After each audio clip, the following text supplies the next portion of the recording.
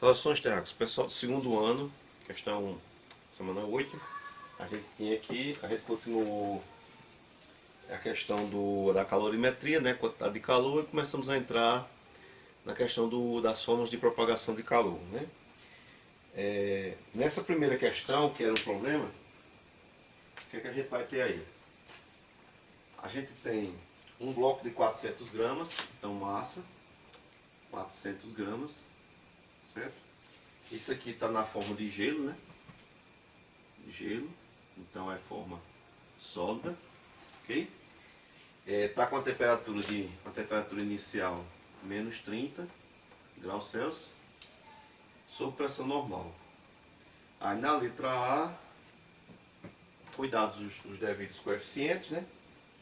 Coeficiente calor específico, tanto de quando está sofrendo variação de temperatura, como o calor latente de mudança de fase, porque pede que você determine a quantidade de calor necessária para transformar totalmente esse bloco de gelo em vapor a 100 graus. Então a temperatura final será 100 graus. TF ou T2, certo? Então o que é que vai acontecer?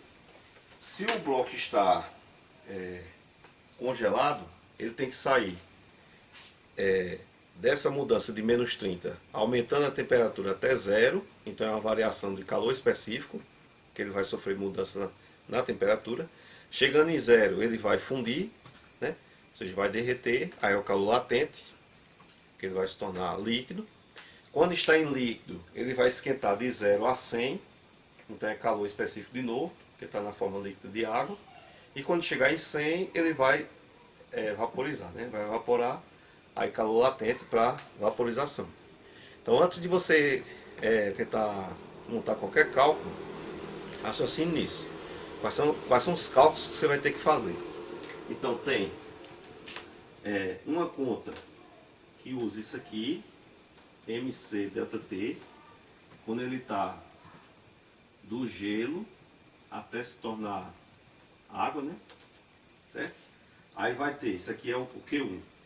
Aí vai ter um Q2, que é ml, que isso aqui é quando fundir, porque ele vai de gelo virar líquido, né? Sólido virar líquido.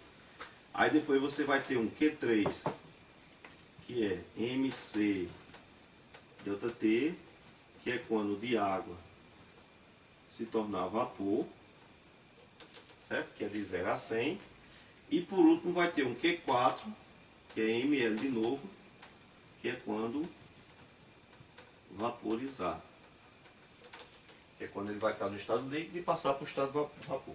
Então você vai ter 4 contas e depois uma quantidade de calor total, que é somar isso aqui. Certo? Então antes de pensar que conta faz, fórmula, tal, o que é que pega, analise quantas contas tem que ser feitas. Então ele tem que sair de menos 30 e ir até o zero, mudança de temperatura, calor específico, uma conta. Chegando no zero ele vai derreter, calor latente, duas contas. Indo do zero até o 100, mudança de temperatura, calor específico, outra conta, terceira. Né? E quando chegar no 100, que vai passar do líquido para o vapor, calor latente de novo. Então são 4 contas para você fazer baseado nos dados que tem de variação de temperatura e dos calores que veio na questão. Okay? Então a primeira conta, você tem massa de 400, a massa é sempre a mesma, né? Que é o bloco que existia. Calor específico do gelo, veio na pergunta, que é 0,5. Então 0,5. E a mudança de temperatura vai ser o quê? A inicial é 0, perdoe. A inicial é menos 30 e ele vai até 0, né? Então é 0 menos 30, ok? Vai dar positivo, por quê? Porque é uma coisa que está congelada e chegou até o ponto de ir para o derretimento, é porque ela ganhou o calor, recebeu o calor, então quantidade positiva. Aqui você vai ter 400 vezes 0,5 vezes 30. Aí é aquela questão que eu trabalho com vocês, da questão da vírgula, dos zeros. Esse zero aqui, você pode puxar essa vírgula aqui, então passa a ser um 5 aqui, um 3 aqui. É como se você tivesse 400 vezes 5 vezes 3. Esse 30 aqui, deslocar uma casa aqui. Aí você pode fazer 4 vezes 5, 20. Ok? 4 vezes 5, 20. 20 vezes 3, 60. E botar os dois zeros. Então aqui você tem 6.000 calorias. Ok? Ou você podia pensar assim, a metade de 400, 400 vezes 0,5 é metade, dá 200, depois fazer 200 vezes 30, né? 2 vezes 3, 6, 2 é do 200, 0 é do 30. Então tem várias maneiras de fazer, mas você sabe que esse primeiro cálculo aqui, 6.000 calorias. Aí a gente deixa guardado aqui, ó. Quantidade de calor 1, 6.000 calorias. Agora vamos ver a quantidade de calor para ele se fundir, né? Ok? Então, quantidade de calor 2, massa que é 400, vezes o calor latente de fusão, que no gelo é 80. 80, lembrando que a massa está em grama e esses calores são todos em grama, né? Latente sempre para a unidade. 4 vezes 8, 32 e põe os dois zeros. Então, 32.000. Você repara que os calores de mudança de estado físico sempre são bem maiores do que aquele de aquecimento ou resfriamento, né? Que você provocou a mudança. Então, a quantidade de calor 2, 32.000 calorias. Unidade de calor é caloria. Okay? Então, aqui nós tivemos o segundo momento. O terceiro momento, ele vai passar de 0 a 100, né, sofrendo calor específico que está mudando a temperatura. Então vamos lá. Quantidade de calor 3, 400, calor específico 1, que a água em estado líquido, calor específico é 1, temperatura final 100, temperatura inicial 0. Ok? Então, calor específico, quantidade de calor 3, 400 vezes 100, né? Aqui dá 1 é neutro. Isso vai dar 4 e mais, ou seja, 40.000. Quantidade de 3, 40.000 calorias. Ok? Certo? E por último agora, quando ele estiver no 100 graus, vai passar para o estado de vapor, que é o calor latente de vaporização. Foi dado aí que é 540. Então, Q4, massa vezes calor latente. Q4, você vai ter massa 400 vezes 540, que é o calor latente de vaporização. Aí Q4 vai ser, você pode fazer 4 vezes 54, certo? Como é que faz isso? 4 de 50, que é 200, né? 50, 50, 200. E 4 de 4, 16. Então isso dá 216. Aí você, 216. Aí que conta foi essa? Foi 4 vezes 54. 4 vezes 54, 216. Então tem 2 zeros daqui e 1 zero daqui. Ok? Então, a última quantidade de calor, 216.000 calorias. Então, ó, ele recebe 40.000 calorias para esquentar de 0 até 100. Mas quando chega no 100, para mudar, ó, uma quantidade bem maior. Certo? Então, o importante de todo o cálculo é você fazer isso aqui antes. Medir quantos cálculos tem que ser feitos. Agora é só somar, né? Quantidade de calor total necessária. Você tem 6.000 daqui com 32, né? São 32.000, 6.000. 32 com 6, 38. 38 com 40, 78. Aí você tem 216 com 78. 8, 6, 14, 9, 2. Então são 294.000 calorias. Você imagina, por exemplo, quanto de calor precisa para derreter uma geleira de tonelada. Isso são 400 gramas, menos de meio quilo. E você tem um total de 294.000 calorias para poder ela evaporar. Imagine uma geleira, uma tonelada de geleira. Eu vou apagar que na próxima questão pede que se construa o gráfico de temperatura e quantidade de calor. Nessa questão vou apagar o gráfico, eu deixei os valores aqui, certo? E na hora de construir um gráfico, o que é que tem que estabelecer? Quem fica na vertical, né, que seria o Y, quem fica na horizontal, que seria o X. Então você vê o que é que acontece.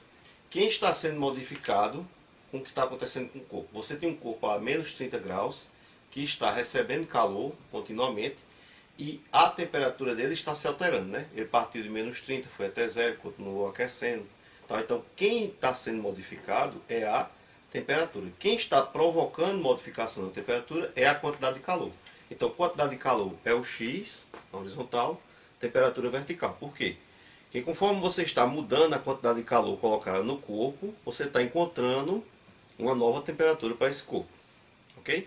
Antes de construir gráfico, tem que ficar bem entendido isso. Quando pede essa questão, gráfico de temperatura, quantidade de calor, a temperatura é o vertical porque ela está sendo modificada conforme você está colocando calor nesse corpo, né, que está sofrendo alteração nas partículas de temperatura. Então a gente sabe que a temperatura inicial estava em menos 30, chegou no zero e foi até 100. Então você coloca aqui, certo? Um eixo. Eu vou pular essa aqui, deixa eu ver aqui, vou colocar aqui como sendo menos 30. Aí aqui, deixa eu ver, se eu colocar aqui menos 30, aqui menos 20, aqui menos 10 e aqui 0. Aí eu teria 0, 10, 20,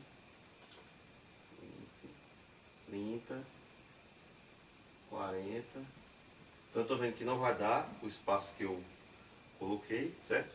Eu vou reduzir esse espaço aqui. Gráfico sempre tem muito isso. Quando você faz o primeiro, às vezes o espaço que você quer não dá certo. Então eu vou dar um pulo menor. Ok? Então vou colocar aqui menos 30 aqui. Aí vou colocar 10, 30, 20. Colocar 10 aqui. Colocar o 0 aqui. Então esse aqui será o 0. Certo? Aí partindo do 0, vou colocar 10, 20, 30, 40, 50, 60, 70, 80 e aqui 100. Então eu tenho 0 aí, 10, 20, 30, 40, né? 0, 10, 20, 30, 40, 50, 60, 70, 80, 90, faltou ainda, né? 10, 20, 30, 40, 50, 60, 70, 80, 90, falta mais um. Mais um aqui que é o 100. Então aqui seria o 100. Isso aqui, temperatura, certo? Temperatura em graus Celsius. E aqui menos 30. Ok? Aí vamos fazer o eixo na horizontal. Ok? O que acontece nesse eixo na horizontal? Ele estava aqui em menos 30. Aí fez o que? Foi acrescido 6.000, né? Como aqui está tudo em 1.000, vamos trabalhar só com os valores 6, 32, que você vai sempre saber que no final vai ser vezes 1.000 calorias. Então quando se colocar um 6 aqui é porque é 6.000. Quando colocar um 32 é porque é 32.000, certo? Você pode fazer isso também para não ter que estar com questão de espaço tão longo quando está fazendo um gráfico. Você faz uma escala, cada valor daqui é sempre por 1.000, porque é 6.000, 32, 40.000, ok? Aí o que aconteceu? De menos 30 até chegar aqui, ele foi esquentando e recebeu 6.000 calorias para isso, né? Então a gente vai colocar aqui, certo? Mais ou menos a distância, 1, 2, 3, 4, 5, 6. Então aqui seria o 6. Aí daqui para cá, o que aconteceu com ele? Ele foi esquentando, certo? Você está vendo, essa aqui é a temperatura. A temperatura do corpo está subindo, enquanto ele recebeu esses 6.000 calorias. Ele estava aqui no estado sólido. Ok? Quando chegou aqui, ele sofreu, né, o calor latente, que agregou isso aqui aos 6. Agregou mais 32, ele permaneceu no estado líquido, né? Então você tem aqui, você vai aumentando aqui, ó, certo? Você tem aqui 6, aí 6 com 32 dá 38, né? Você aumenta aqui, ó. Então nessa fase aqui, certo? Até os 38, ok? Por que 38? Que 6 que ele recebeu daqui e mais 32 que foi preciso dar a ele para ele mudar de fase. Então de 6 até 38 ele estava no estado líquido, ok? Aí quando chega aqui em 38 ele sofre nova variação que passa, né, até o 100. Vou apagar aqui.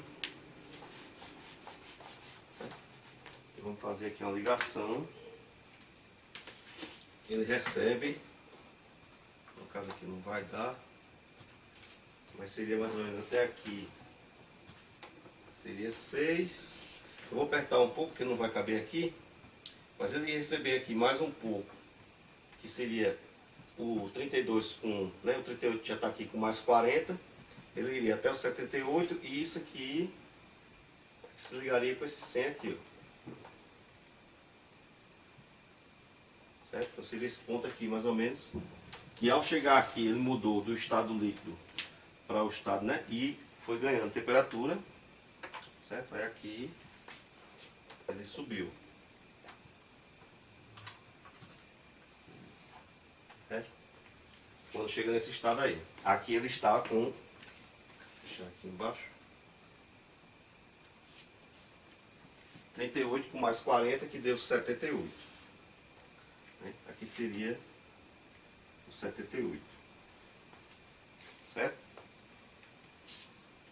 E daqui ele seguiu, mudou de novo de fase. Quando ele chegou aqui, recebeu as últimas calorias, que seria 78 com mais aquele último valor que deu 294. Então daqui ele se tornou em estado gasoso, né? Seria o último aqui, que era o 294, que deu a soma total que a gente fez. Ok? Então esse aqui é o gráfico de temperatura vezes quantidade de calor. Recebe a quantidade de calor quando está sólido, se torna líquido. Recebe a quantidade de calor líquido, se torna gás, até evaporar e continuar. Ok? As duas fases em que ele recebeu calor foi aqui, quando ele passou de sólido até se tornar líquido, quando ele passou de líquido até se tornar gasoso. Bem, por último, era um trecho aí de um texto, a questão teórica, né, da soma de propagação de calor. Então, na próxima aula vocês vão ter um cálculo sobre a forma de condução, que é uma maneira do calor se transmitir em algum meio, né, material de transmissão de calor, através de um vidro, de uma janela, através de um condutor metálico. Então tem como calcular essa condução, que seria como um fluxo. O calor ele age como uma energia, como se fosse um rio, né? Ele vai passando sempre do que está mais quente para o que está mais frio, e a condução é uma dessas formas. Na próxima aula a gente vai ver como calcula. Aí tem a radiação ou irradiação, que é a forma como o calor contribui para que mantenha-se a vida na Terra, né? Que é a forma como a gente recebe a questão do calor solar, que é extremamente necessário para fotossíntese, sobrevivência de toda a vida vegetal, animal que há no planeta, né? Então o calor se transmite por ondas, né? Dessa forma, na forma de radiação. Todos os seres são capazes de emitir radiação. Há determinados elementos que o índice de radiação é tão alto que se torna uma radiação danosa, né? O urânio e outros que fazem mal para a saúde, mas todos emitimos algum tipo de radiação, porque na sua grande maioria são radiações que não causam danos a terceiros, né? A outras pessoas. Você comprova que há isso quando você usa uma câmera infravermelha, que é capaz de ver o calor, né? Que ela é uma energia invisível ao nosso olho. A faixa de espectro onde o calor está, a gente não é permitido ver a olho nu, mas existem as câmeras especiais infravermelhas que você vê as partes dos corpos dos animais que estão emitindo mais calor quando está com aquela forma de brilho mais intenso. E a questão da convecção, né? que a convecção são correntes, ocorre muito no ar e na água. A convecção ela ocorre em calor em forma fluida, onde tem fluidos. Então, pelas correntes de convecção, você tem, por exemplo, no caso das correntes marítimas, águas quentes e águas frias, uma continuamente empurrando a outra. Por quê? Quando você tem o fluido nas temperaturas mais altas, ele se torna menos denso e tende a subir, certo? Ao contrário, quando você tem fluidos em temperatura mais baixa, ele está denso e tende a descer. Por isso que é normal você encontrar, por exemplo, uma maior densidade de alimentos e uma maior riqueza em vida animal marinha em regiões frias. Porque o plâncton, o zooplâncton, tende a sobreviver melhor nessas regiões mais frias, que o fluido com densidade maior caminha para essa região fria e esses animais, né, baleias de grande porte, outros animais que vão se alimentando dessa cadeia, tendem a ver mais nesses locais. Só vem em lugares mais quentes, onde há muita pobreza de alimento na época da reprodução, né? Porque o jovem animal ainda não tem muitas capacidades de resistir a temperaturas muito baixas, tal, então ele precisa primeiro se adaptar quando vem ao mundo e depois ir ganhando essa resistência e caminhar para o seu habitat nativo. Então essa corrente é contínua, certo? São as correntes marítimas e as correntes de vento que sempre fazem esse ciclo, certo? Continuamente de empurrar o fluido mais denso, né? O fluido mais denso desce, levando sempre a riqueza de alimento para o fundo, e o fluido mais quente tende a subir. A essa corrente, a convecção ocorre sempre nesse sentido. Por isso que você também tem esse efeito a questão da brisa marinha, né? Que passa o dia sendo conduzida para o mar, a parte mais quente, e depois de noite faz o movimento contrário. O mar vai liberando calor e aquecendo a costa, né? Então, você pode usar isso, que está aí para justificar essa questão que está falando nesse texto, que é uma questão teórica sobre a questão da convecção, certo? Os fluidos menos densos, eles tendem a subir, e a temperatura está mais baixa, o fluido mais denso tende a descer. Assim forma-se o fluxo contínuo. As correntes quentes e frias se alternam subindo e descendo, uma sempre empurrando a outra. Ok? Então a convecção é uma forma. Condução, o calor se conduz em materiais, e radiação é por ondas, e convecção é sempre onde tem fluidos, ou gás ou líquidos. Okay?